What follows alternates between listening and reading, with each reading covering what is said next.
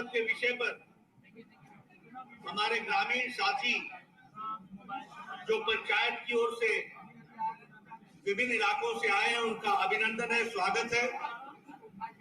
मुझे मालूम है कि मीडिया के कैमरे के कारण आपको तंगी हो रही है, लेकिन मीडिया में मेरी तस्वीर आप देख लीजिएगा और आवाज मेरी आप खुद सुन लीजिए, और इसी तरीके से संतोष करके ये कार्यक्रम को अगर हम रूप दे देंगे तो अच्छा रहेगा।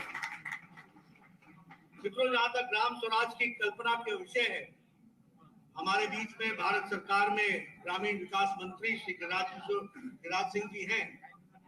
वो आगे चल करके आपको बड़े विस्तृत और तफसील से बताएंगे। लेकिन ग्राम स्वराज कल्पना जो महात्मा गांधी जी ने रखी थी, उसको वैचारिक पृष्ठभूमि पर उसको अमली जामा पहनाते हुए एक रूप देने का काम किया है, तो वो भारतीय जनसंघ और भारतीय जनता पार्टी के नेताओं ने किया है। ये मुझे चर्चाएं बहुत हुई। कभी कांग्रेस पार्टी ने कोऑपरेटिव फार्मिंग की बात की, कभी कांग्रेस पार्टी ने कलेक्टिव फार्मिंग की बात की, लेकिन किसान, गांव, गरीब की अंतरात्मा को पहचानने का जो विषय आया, उसमें कहीं ना कहीं उनकी सोच सतही तौर पर रह गई और गांधी की कल्पना ग्राम स्वराज की, उसको साकार करने में वो असमर्थ रहे। लेकिन मैं ये गौरव के साथ कह सकता हूं कि हमारी विचारधारा, जिसकी उत्पत्ति श्यामा प्रसाद मुखर्जी ने एक मजबूत देश, एक राष्ट्र, एक देश में एक निशान, एक विधान, एक प्रधान की कल्पना को लेकर के मजबूत किया, तो वैचारिक पृष्ठभूमि पर हमारे दीनदयाल उपाध्याय जी ने एकात्म मानववाद और एकात्म मानववाद को का सरलीकरण जब हमारी सरकारें प्रदेशों में आई, फिर चाहे वो भैरव सिंह शेखावत की सरकार थी जो राजस्थान में आई, फिर चाहे वो वीरेंद्र कुमार सकलेचा की सरकार थी जो मध्य प्रदेश में आई, फिर चाहे वो हिमाचल प्रदेश में शांता कुमार जी के नाम से जानी गई सरकार आई, अंत्योदय की कल्पना पहली बार धरती पर उतारने का काम किया था तो भारतीय जनता पार्टी और जनता पार्टी, और उसी को आगे बढ़ाते हुए हमारे नानाजी देशमुख ने ग्रामोदय का विषय उठाया, और ग्रामोदय के विषय को उठाते हुए उन्होंने चित्रकूट में लगभग 500 गांवों को ढूंढा और उसमें उनकी जीविका में वो संपूर्ण ग्राम कैसे स्वावलंबी हो सकता है, इस पर काम शुरू किया।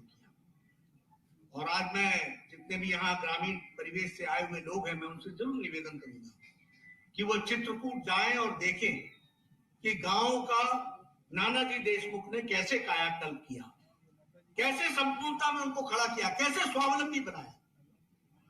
यह कल्पना हमको उन्होंने दी, और उसी को आगे बढ़ाते हुए हमारे भारत के यशस्वी प्रधानमंत्री श्री नरेंद्र मोदी जी ने इसको और सरलीकरण करते हुए समाज के वंचित, पीड़ित, शोषित, दलित, किसान, युवा, महिलाएं जो छूट गई थी, उनको मुख्य धारा में लाने का काम किया। उन्होंने उस अंत्योदय को सबका साथ, सबका विकास, सबका विश्वास और सबके प्रयास में उसको रास्ता दिखाने का काम किया। यह हमको ध्यान रखना चाहिए। इसलिए जब हम इन सारी बातों की चर्चा करते हैं तो गांव के दृष्टि से इन सारे मुद्दों को हम लोग और गहराई से रखने का भी प्रयास करते हैं, और कैसे गांव की तस्वीर बदले, कैसे हम स्वयं संपूर्ण गांव बन सके, जिसमें ट्रांसपेरेंसी आए, जिसमें एम्पावरमेंट आए, जिसमें ई ग्राम स्वराज बने।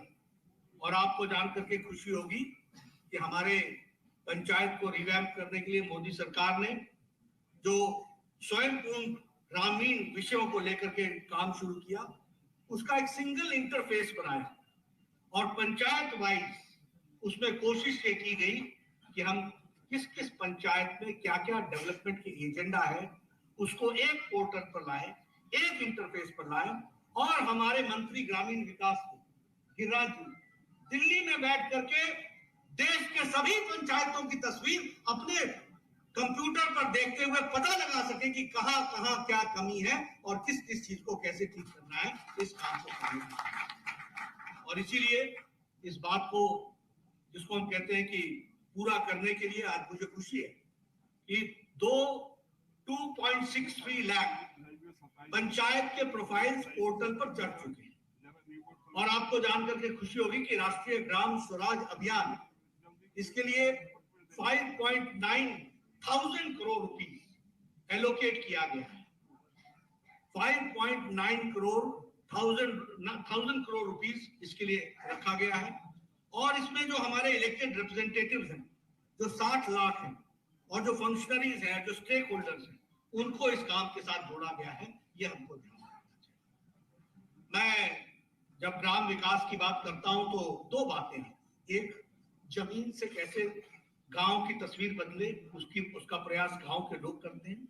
दूसरा, उस विकास के क्रम में सरकार का आर्थिक पक्ष क्या रहता है। मुझे आज ये आपके साथ शेयर करने में खुशी होती है कि आज पंचायतों को सीधा पैसा जाने की व्यवस्था तो की ही गई है, लेकिन पंचायतों को जाने वाला पैसा 5 गुना बढ़ा दिया है मोदी सरकार ने। ये भी हमको ध्यान रखना। एक समय में पर पर्सन पर ईयर 52 रुपीस खर्च होते थे, आज 674 रुपीस पर पर्सन पर ईयर खर्च होता है। ये भी हमको ध्यान रखना। हम लोगों ने कभी नहीं सोचा था कि स्वामित्व योजना लागू होगी और गांव की प्रॉपर्टी भी हमारे को उसका कोई कार्ड मिलेगा और उसमें हमको प्रॉपर्टी कार्ड मिलेगा। गांव, आपको मालूम है, गांव एक इकट्ठा बसता है और उसमें किसी की प्रॉपर्टी को जिसको आप बैंक को दिखाना चाहें तो वो उसका उपयोग नहीं कर सकते। लेकिन आज मुझे खुशी है कि लगभग 1.5 लाख विलेजेस इसमें कवर हो चुके हैं। 85 लाख लोगों को प्रॉपर्टी कार्ड मिल चुका है और 41,236 गांव में जाकर के ये ड्रोन से स्वामित्व योजना के माध्यम से उनकी प्रॉपर्टीज को डिजिटली ले आकर के खड़ा किया है, जो एक बहुत बड़ा इंस्ट्रूमेंट, अस्त्र आपके सामने उसमें से निकला है। इस बात को भी हमको ध्यान रखना चाहिए। 2.2 करोड़ प्लॉट्स जो हैं वो इसमें डिजिटल हो गए हैं। ये भी हमको ध्यान रखना चाहिए। जहां तक ग्राम स्वराज अभियान स्कीम का सवाल है, मैं यहां पर यह भी आपसे कहना चाहूंगा कि 2022 से लेकर 2026 तक 5,911 करोड़ इसमें इंक्रीज किया गया है ताकि हम ग्राम स्वराज के विषय को अच्छे से आगे बढ़ा सकें। एक बहुत अच्छी बात हुई है, वो है ग्राम पंचायत डेवलपमेंट प्लान। अभी तक क्या होता था? अभी तक ये होता था कि आपके पंचायत के डेवलपमेंट का प्लान होता था बीडीओ के पास, ब्लॉक डेवलपमेंट ऑफिसर के पास। वो आपके लिए प्लान करता और फिर बाद में जाकर के एसडीएम, डिस्ट्रिक्ट मजिस्ट्रेट उसमें पैसा एलोकेट करते। आज ये व्यवस्था की गई है कि ग्राम पंचायत डेवलपमेंट प्लान और कोई नहीं बनाएगा। गांव के लोग अपना जनरल हाउस बुला करके वो तय करेंगे कि डेवलपमेंट कैसे होगा और उसको पूरा करने का काम भारत सरकार करेगी। और जो हमारे 17 एसडीजी गोल्स हैं, जिसको हम लोगों ने 9 थीमों में डिवाइड किया है, उसको भी करने का काम हमारी सरकार ने अपने हाथ में लिया है, जिसको हम पूरा करने का प्रयास कर रहे हैं। इसके साथ साथ जो पैसे का डिस्ट्रीब्यूशन है, अब डिस्ट्रीब्यूशन कोई डिप्टी कमिश्नर नहीं करेगा, अब कोई बीडीओ नहीं करेगा। और कई बार प्रधानमंत्री जी पूछते हैं ना, ये कौन सा वो खुर्चन थी जो 1 रुपए चलता था तो 85 पैसा बीच में खर्च हो जाता था। अब ये नहीं होगा। अब public finance management system develop किया गया है और 1,77,000 ग्राम पंचायत फाइबर इंटरनेट से जुड़ गए हैं और अब डिजिटल पेमेंट शुरू हो गई है और डायरेक्ट पेमेंट शुरू हो गई है। इस बात को बिल्कुल ये है बनीता। और मैं इसके साथ साथ बहुत सी बातें आपके साथ शेयर भी करना चाहता हूं। मैं बिहार की तस्वीर मैंने अपने शैशव अवस्था में भी देखी है, युवावस्था में भी देखी है और आज भी मैं बिहार देख रहा हूं। मैं गांव की तस्वीर भी देख रहा हूं। मैं कई बार लोगों से कहता हूं कि अगर हमें दक्षिण बिहार से उत्तर बिहार जाना पड़ता था तो समझिए कि आपका दिन गया, सप्ताह गया, पहुंचे नहीं पहुंचे, बच्चा बाबू का जहाज पकड़ोगे, महेंद्रू घाट जाओगे कि पहलेजा घाट जाओगे, कौन सा स्टीमर पकड़ोगे और कौन से हल्फे में जाकर के स्टीमर फिर लौट करके चला आएगा, और वो एनसीटी घाट पर न लग करके वापस कौन से घाट पर लगेगा भगवान भागवत में।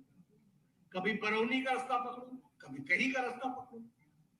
ये गांधी सेतु भी मैंने अपनी नजरों से बनते हुए देखा। इसके पौवे, एक एक पौवे मेरे आंखों के सामने खड़े हुए, ये भी मैंने देखा। लेकिन आज अगर मुझे रक्सौल जाना हो, अगर मुझे मोतिहारी जाना हो, अगर मुझे चंपारण जाना हो, अगर मुझे कहीं और जाना हो, 4 घंटा, 5 घंटा, 3 घंटा ऐसे भूल जाते हैं। ये कैसे अंतर है? ये अंतर है डेवलपमेंट, ये है कनेक्टिविटी। और एक नहीं, मैं तो कई बार कहता हूँ, ये जो गंगा किनारे ब्रिज था, सवेरे में आ रहा था तो मैं एयरक्राफ्ट से देख रहा था, मेरी बचपन की यादें ताजा हो गई। छोटा सा होता था तब मेरी बहन मुझे बताया करती थी कि यहाँ ब्रिज बनेगा, ब्रिज बनेगा। आज मैं 60 पार कर गया, आज मैं अपने आंखों से देखता हुआ। ये है बदलता बिहार, ये है बदलती तस्वीर जिसको हमको समझना चाहिए। और गांव की अगर हम बात करें, लोग बहुत आसानी से ले लेते हैं, ग्राम स्वराज की बात करते हैं। मुझे याद है आज भी, जब मैं गाड़ी लेकर के शाम को चला करता था, गया से आया करता था, तो रास्ते में महिलाएं झुंड की झुंड शाम को और सुबेरे अपने दैनिक नित्य क्रम के लिए वो सड़कों पर आया करती, और जब लाइट गाड़ी की जला करती थी तो बेचारी रोड से किनारे हट जाती थी। ये भी हमने तस्वीर देखी। आप सोचिए ना कि कैसा भारत था, कैसा बिहार था, जहां महिलाओं की को आजादी नाम की चीज कहां थी। आज 11 करोड़ इज्जत घर बना करके मोदी जी ने 11 करोड़ परिवारों को और महिलाओं को आजादी दिलाई है। इस बात को हमको समझना है। 11 करोड़ जहां टॉयलेट बनते हैं तो 11 करोड़ घरों में बच्चे भी हैं। ये सब लोटा लेकर के राम मनोहर लोहिया ने पार्लियामेंट में कहा था, मुझे शर्म आती है कि कैसा भारत है, लेकिन उसको 11 करोड़ शौचालय, इज्जत घर बनाने का काम प्रधानमंत्री मोदी। हम पहाड़ से आते हैं, हमारे यहाँ गांव में कोई न कोई महिला किसी न किसी पेड़ से गिर करके अपना कोई टांग तोड़वा के बैठी होती थी, या कोई अपना रीढ़ की हड्डी तोड़वा करके बैठी होती थी। आपको पुराने गांव में, पहाड़ों में मिल जाएगी। लेकिन आज गैस का चूल्हा, उज्ज्वला, अब पत्नियां भी बोलती हैं, टक से जलाती हैं गैस और चाय पिलाती है, और पतिदेव को बोलती है जाओ जाओ काम पर लगो लगो लगो लगो काम। ये है एम्पावरमेंट, जिसको हमको समझना चाहिए। प्रधानमंत्री ग्राम, मुझे यहाँ बताया गया 10,000 किलोमीटर की सड़कें प्रधानमंत्री ग्रामीण सड़क योजना में बनी है। 10,000 किलोमीटर। मैं गया हूँ लखीसराय, मैं गया हूँ समस्तीपुर में, गया हूँ सारे इलाके। ट्रेन कहाँ छोड़नी पड़ेगी, कहाँ से झोला लेके चलना पड़ेगा, कहाँ जाना पड़ेगा, कहाँ टांगा मिलेगा, कहाँ रिक्शा मिलेगा, कहाँ फलाना मिलेगा। ये समस्तीपुर का सारा इलाका, कितना कटा हुआ इलाका था, दरभंगा का इलाका, ऐसे आगे तक आप चले जाओ तो समझो आप दूसरी दुनिया में पहुंच जाओ। 3 दिन बाद लौट करके पटना हो तो लगता था कि आ गए पहुंच गए। आज सड़कों का जाल बिछा हुआ है। किसने कल्पना की थी? 75 साल देश को हो रहे हैं, क्यों अटल जी का इंतजार करना पड़ा प्रधानमंत्री ग्रामीण सड़क योजना के लिए? और अटल जी के आने के बाद 10 साल यूपीए की सरकार ने प्रधानमंत्री ग्राम सड़क योजना को रोकने का काम किया, उसको फिर से तेजी दी तो नरेंद्र मोदी जी ने दिया। ये भी इसलिए we are the champions of development. हमको और हम किसी से सर्टिफिकेट नहीं मांगते। आंकड़ों पे आ जाओ, हम आपको चर्चा करने के लिए हम तैयार हैं। आ जाओ जब भी, जहां भी, जिस प्लेटफॉर्म पर। ये भारत की तस्वीर जो बदली है, इसको हमको समझना होगा। आज हम सब लोग यहाँ बैठे हैं, आज भी जो बाइडेन साहब मास्क लगा करके घूमते हैं। अमेरिका में, यूरोप में, किसी देश के नेता को देख लीजिए आप, यहाँ सब लोग बड़े आराम से एक दूसरे से बड़े नजदीक बैठे हैं। अब किसी के चेहरे पर मास्क नहीं देख रहा हूं। ये सुरक्षा कवच 200 करोड़ वैक्सीन दे करके, मुफ्त वैक्सीन दे करके जो भारत को सुरक्षित मोदी जी ने किया, किसी ने नहीं।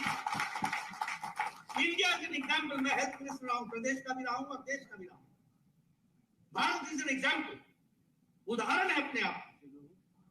यहाँ मलेरिया की दवाई पहुंचने में 20 साल लग गए, यहाँ पोलियो की दवाई पहुंचने में 28 साल लग गए, यहाँ चिकन पॉक्स की दवाई पहुंचने में 30 साल लग गए।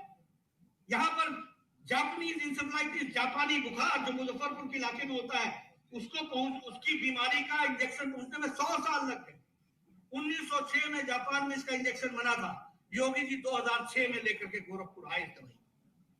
और यहाँ मोदी जी ने 2020 की जनवरी में कोरोना का पहला केस आया, अप्रैल में टास्क फोर्स बैठाया और 9 महीने में एक नहीं 2 वैक्सीन बना करके भारत को एक तरीके से सुरक्षित किया, सुरक्षा कवच पहनाया। इसको ध्यान रखना। ये सारी बातें मैं इसलिए कह रहा हूं कि 130 करोड़ का देश था, लाखों की संख्या का गांव है। अगर ये बीमारी महामारी गांव में पहुंचती तो हमारी क्या तस्वीर रहनी थी। लेकिन 200 करोड़, मैं आपको बताना चाहता हूं, it is the fastest and the largest vaccination programme in the world. दुनिया में ये फास्टेस्ट और लार्जेस्ट वैक्सीनेशन प्रोग्राम। 100 देशों को हम लोगों ने वैक्सीन दी है, 22 करोड़ वैक्सीन हमने उनको दी है। 48 देशों को मुफ्त दी है, 2.5 करोड़ के आसपास वैक्सीन। अब भारत लेने वाला नहीं हो गया, देने वाला बन गया। ये भी हमको ध्यान रखना, जिसको हमको समझना चाहिए। और इसीलिए जब मैं ग्रामीण विकास की बात करता हूँ, ग्रामीण परिस्थितियों, कभी सोचा था कि ऑप्टिकल फाइबर गांव में पहुंचेगा? हमारे रविशंकर जी इसके मंत्री रहे हैं, कॉमन सर्विस सेंटर। पूछिए, लाखों के हिसाब से इन्होंने ऑप्टिकल फाइबर पहुंचा दी गांव में। एक नौजवान अब सीएससी कॉमन सर्विस सेंटर में आपकी सारी जरूरतों को पूरा कर रहा है। और संख्या मुझे आज याद नहीं है, लेकिन मेरे ख्याल से 3 लाख से ऊपर, 5 लाख गांव में ऑप्टिकल फाइबर पहुंचा, 5 लाख सीएससी, 2 लाख गांव में 5 lakh CSC common service centre पहुंचा है। तो ये है बदलता भारत, जिसको हमको समझना चाहिए, युवाओं की आकांक्षाओं को पकड़ने वाला। मुझे पूरा विश्वास है कि आप सब लोग इस ग्राम संसद में इन सारी चीजों की आप विश्लेषण भी करेंगे, चर्चा भी करेंगे, यथार्थ को अपने सामने रखने का प्रयास भी करेंगे और बदलते भारत में, बदलते हुए गांव की तस्वीर में हम अपने आप को उसमें समावेश करेंगे, उसको साथ लेकर के चलेंगे। यही मुझे कहना है। इन्हीं शब्दों के साथ आपने मेरी बात सुनी। बहुत बहुत धन्यवाद।